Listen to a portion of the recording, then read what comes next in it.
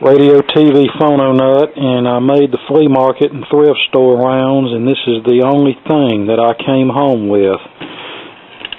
A Crosley Cruiser phonograph, or what's left of one. It says on here that it works, but you know how that goes. You can see the lid's missing, the handle is missing. I can hear stuff rattling around in it, probably the screws that once held the handle on.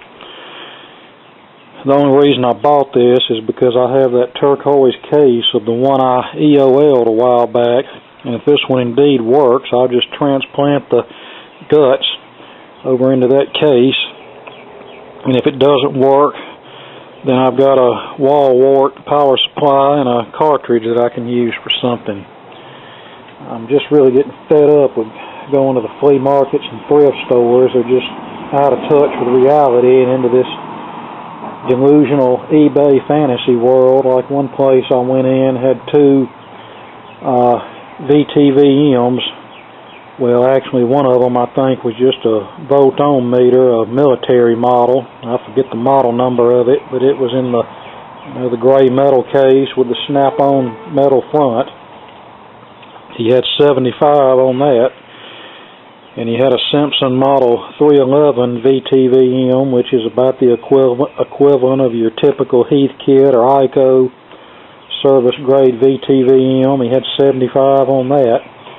It would not budge a cent, and I had to hear about, oh, those have a cult following on eBay. That's what they go for. And the Simpson was there a month ago, and back then, a month ago, it was, I haven't had time to list it yet. And I can guarantee you I'll go back 6 months from now and it'll still be there. And that's what these flea market vendors do. They're real quick to whip out the smartphone and look up what something goes for on eBay, and they expect to get the big eBay price for something, but they're too lazy to actually list it there.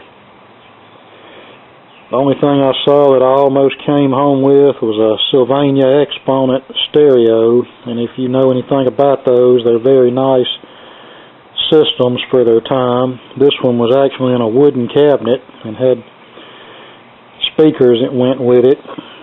The cabinet was kind of beat up. The record changer needed some serious help. He wanted $35 for that. And I almost got it, but I said, no, I got enough junk here as it is. I don't need any more. All right, enough rambling on about that. Let's pop the tape on this and see what happens. We have our own built-in generator. When we rotate the platter, the power on indicator illuminates. Wonder what all that racket is I'm hearing. All right, let's see what happens.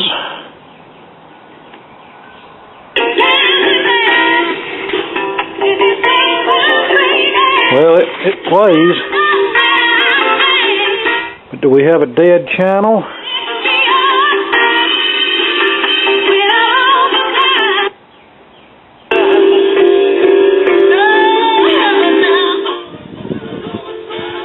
Yes, we have a dead right channel, so let's open it up and see what that's about. All right, here we are opened up.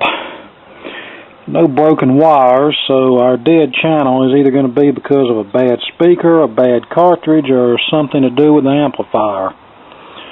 I might spend a few minutes trying to figure out which.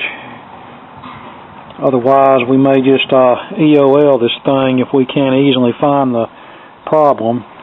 I figure this belonged to some kid who used and abused it, and then when they got tired of it, it wound up at the thrift store after they tore it up. Okay, I touched my finger to the cartridge input, and I'm not passing a signal on the right channel, so I moved my finger to the volume control, and still no signal there, so it's either the amp or the speaker.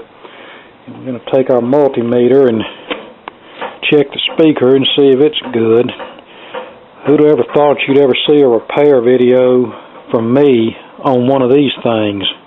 Okay, speaker's good. It passes the ohm meter test and it clicks. So the problem is, unfortunately, on this amplifier board. Alright, I'm touching the input terminals of the IC, That's the left, and I presume the one next to it is the right, given the way it looks on the board, and I'm not getting anything. In fact, I'm not getting anything when I touch any of these other terminals either. Okay, I found the trouble. Bad headphone jack. Jumped out the contacts, and now we have right channel audio. So I'm going to spray some cleaner in that jack and insert a plug into it a bunch of times, and if that doesn't fix it, then I'll probably just jump it out, because I'll probably never be using headphones with this. Okay, cleaning it didn't help, so I'm just going to jump it out for now. That'll be one less thing to go wrong here. Alright, headphone jack is now jumpered out. Alright, that took care of the problem. Get a good look at the Chinese ejaculatory fluid that they're using to hold the wires in place on the power input jack. Okay, I've transplanted the speakers and the rear jack assembly to the new case. And of course this block came unglued that they had back here for holding as a support to keep somebody from pushing the jack assembly inside the cabinet. Yeah, this is very, very shoddy workmanship, to say the least. Yeah, I hope I don't get the China virus from touching this thing too much. News media tells me that's the newest racist term.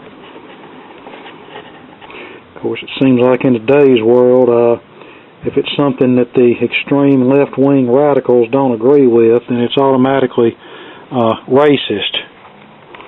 In a white room with black curtains in the station.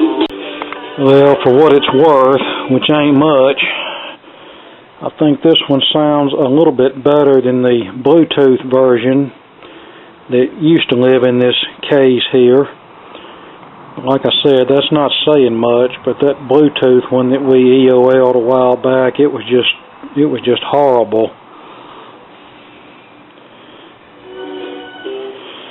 Probably what I'm going to end up doing with this one down the road is changing the cartridge to one with a flip needle and using it for a 78 player, and since it has line output jacks, if I need to crudely dub a 78 off into the computer, I can use it for that, at least until I fix up one of my vintage turntables that actually has 3 speeds on it.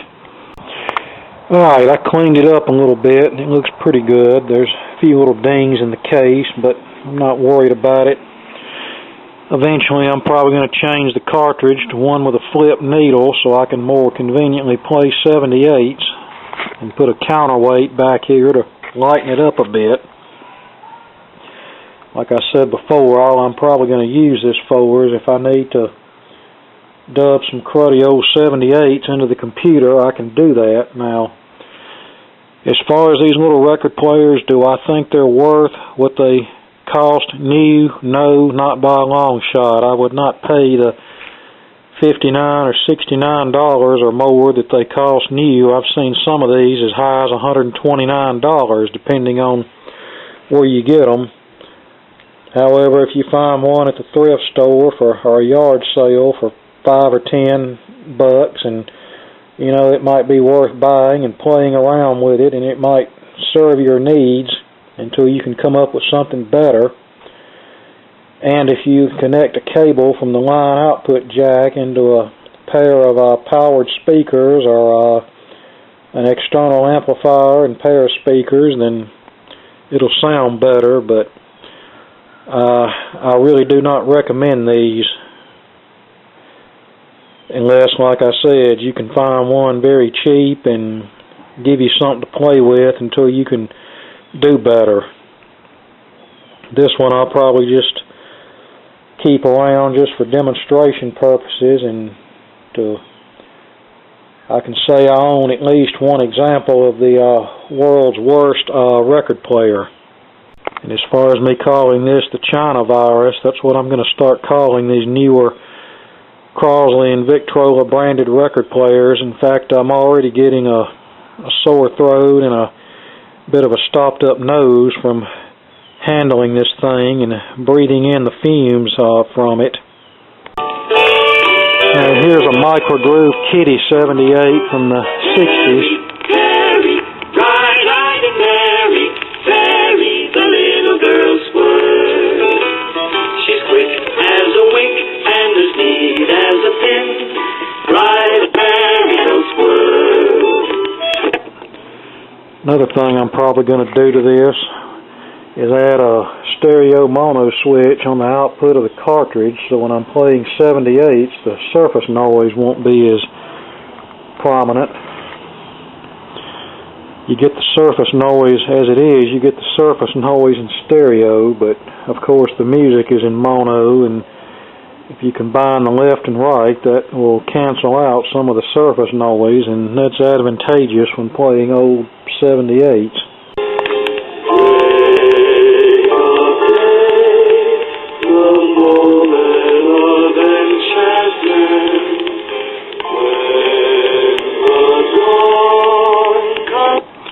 Alright, that's about all I've got for this one. I need to look through my junk and find a 45 adapter, and I've got the mat off of that other one somewhere. Although the mat is often not necessary, that was their crude fix for records that overhung and scraped the lid here, so they included a mat that's not even the size of the platter to elevate the record so it wouldn't scrape on the back of the lid. Alright, so that's all I've got for this. I just wish they'd come out with a vaccine for these China virus record players. People need to quit buying so many of them.